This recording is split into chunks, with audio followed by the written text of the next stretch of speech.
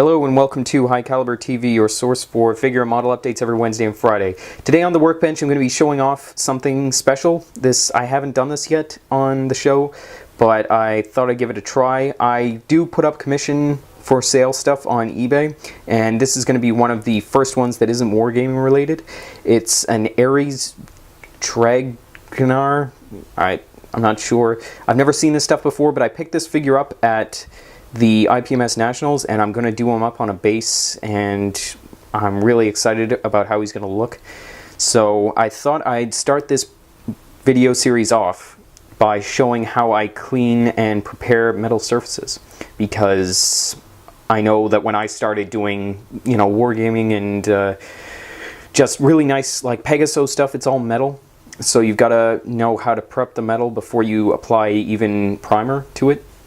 So basically, it's really simple. You've got sanding sticks or sandpaper. Make sure it's fine to medium. You don't want to use anything coarse on it because you've still got to maintain the high quality of the casting. And a toothbrush. Things like this, especially with the rubber tongue cleaning back, are really great for just sort of testing the surface and clearing away, making sure that all the release is gone off of it, all the grime that comes with metal. As you can see, this has been well used for cleaning both metal and resin. This is your best friend. Seriously, you can get most of the cleaning done with this. Obviously, things like knives and saws and things like that for clearing away casting blocks, flash, that's all pretty standard stuff no matter what the medium is.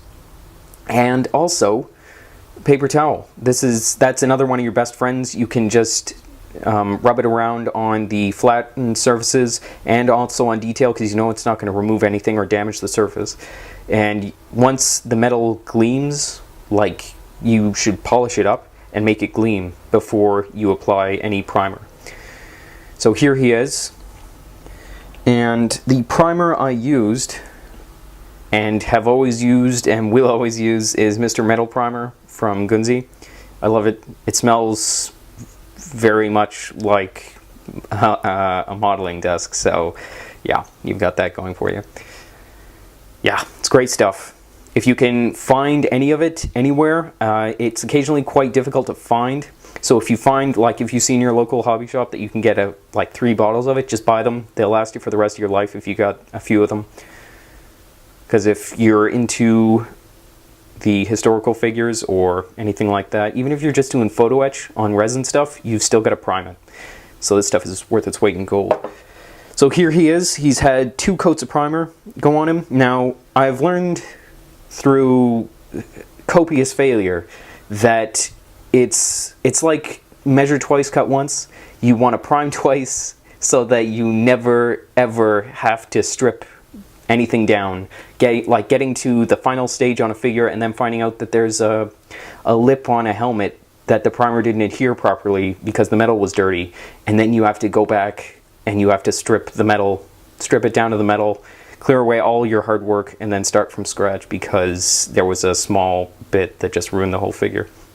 So be patient with this initial process. Do a thorough cleaning. I always do it. I watch YouTube or a movie or something and just sit and clean because it's passive. I mean, you don't have to be, meticulous with it. You just need to clean it in general. And yeah, prime it twice. Especially if you've got a primer that's clear and you can't necessarily tell whether or not a surface has been primed or whether or not the primer has been applied in a thick enough coat. So prime it, let it dry. Give it a good amount of time, like let it dry overnight, and then prime it again. Let that dry, and then you can start to paint it as if it were any other figure.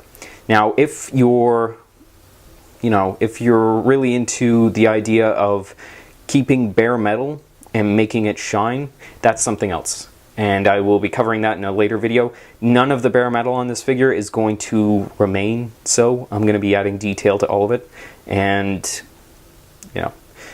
I'm just going to be doing him up as he stands on the box art, so blue body armor, and then I'm actually going to have all of his robes as sort of a coppery brown color, sort of an organic looking robe.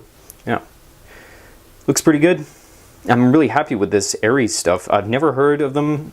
I mean, I've heard of Ares detail kits, but I've never heard of any of their figure stuff. So I'm really pleased to see what they look like. Yeah, really excited.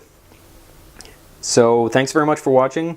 For 35th scale resin stuff, lots of great figures. Check us out at highcaliberminiatures.com. I'll put the link in the description below. Personal message me if you've got any questions about commission stuff. I'm always happy to help. And follow us on Facebook, Pinterest, and Twitter for the usual stuff, Workbench, and stock updates. Thanks very much for watching, and I will see you next time. Bye.